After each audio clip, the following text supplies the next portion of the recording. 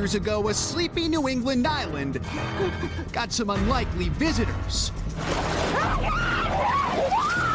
A mechanical shark named Bruce and a rookie director named Spielberg. Tourists who turned Martha's Vineyard's locals into unsuspecting stars. And the word's out. They're making a movie. They need a lot of extras. Go sign up. They'll pay you $40 a day to be in the movie.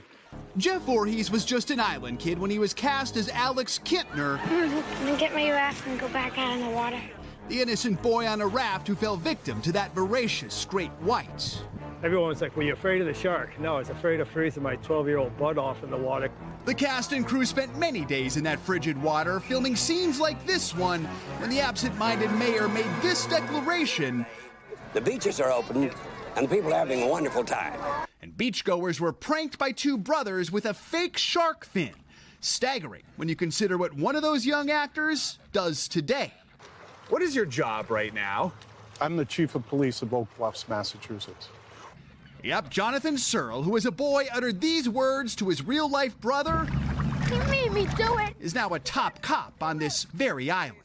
So I became the police chief, and all of a sudden I found out the world thought that was a great story. Do people find it funny? Do they find it ironic? What do they say? I think most people think it's funny.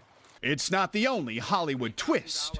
Your grandpa was sitting right in this spot at this very desk, right? Absolutely. Alex Morrison's grandfather, Bob Carroll, who played a key role in bringing the production to the island, also played a town selectman in the movie, the exact title Morrison holds today. That family legacy, how cool is that? I think pretty good. People say my grandfather would be proud. The grandpa of town administrator James Haggerty played Doc Nevin, the misguided medical examiner who made this conclusion about the first shark victim. Well, I think possibly, yes, a boating accident. That's not what you told me over the phone. I was wrong. He was a real-life doctor. I think they needed a medical opinion or a doctor to sound very confident about a boating accident or a shark attack. For his work, he was gifted this shark-themed treasure. They all claim Stephen Spielberg personally gave these belt buckles. For this island, Jaws is the gift that keeps giving.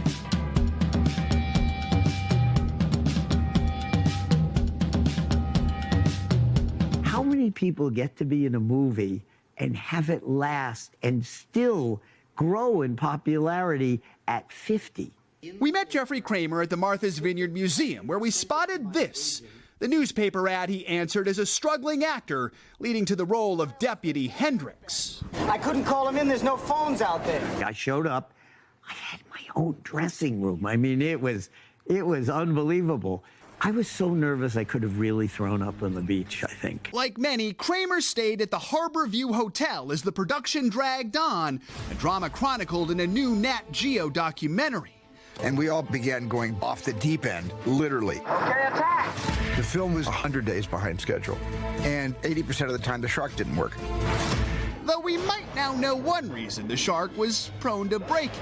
We were just little kids, and we used to climb in and break in and climb all over that shark all the time. Maybe that's why it stopped working. You and your friends climbing all over the shark maybe didn't help the shark function at its best.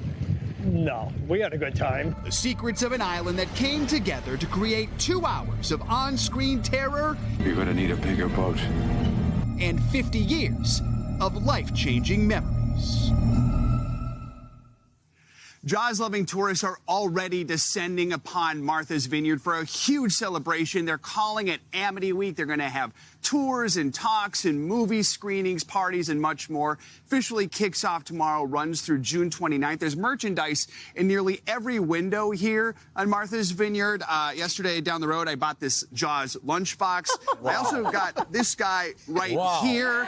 I think this is Bruce's cousin. I call him a fanatic. Laura, see what you did there.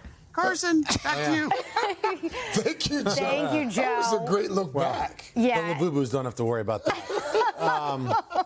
That was a rich piece. I didn't realize there was so much history, and people who were in the movie are still there. Deep dive, the police chief from Oak Bluffs. That's crazy. The kids messing with the shark, why they're 100 days late. But guys, there's more. Tomorrow, Joe's going to have a closer look at how the film made the world scared of sharks actually inspired a movement to save them. Well, very cool, guys. Plus, we should also mention you can catch a special airing of Jaws tomorrow night. We're going to air it on the network, NBC, and stream the entire Jaws collection if you're feeling really lucky there, and brave anytime exclusively on Peacock. Hey, thanks for watching. And don't forget, you can catch the Today Show every morning on NBC or take Today when you're on the go. Just follow the Today podcast on Apple Podcasts, Spotify, or wherever you listen.